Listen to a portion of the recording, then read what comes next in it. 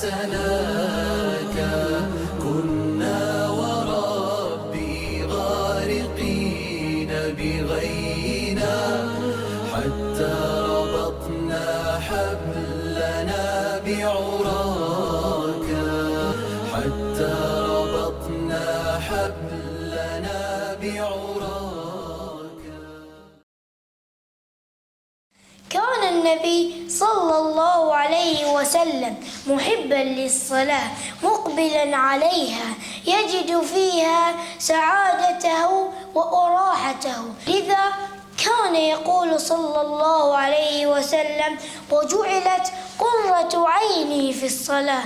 ومعنى قرة عيني سروري وفرحي. وكان يأمر مؤذنه بلال بن رباح رضي الله عنه بإقام الصلاة، فيقول: يا بلال أقم الصلاة أرحنا بها.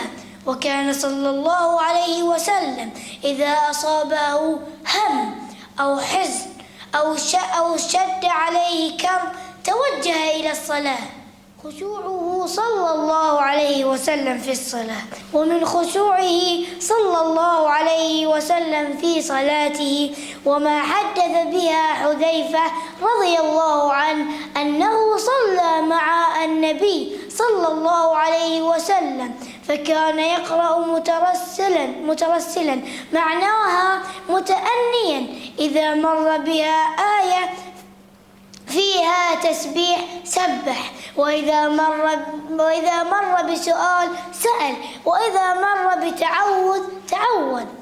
في الحديث عن أبي هريرة رضي الله عنه إنه سمع رسول الله صلى الله عليه وسلم يقول: أرأيتم لو أن نهرا بباب أحدكم يغتسل منه كل يوم 5 مرات هل يبقى من درنه شيء؟ قالوا: لا يبقى من درنه شيء.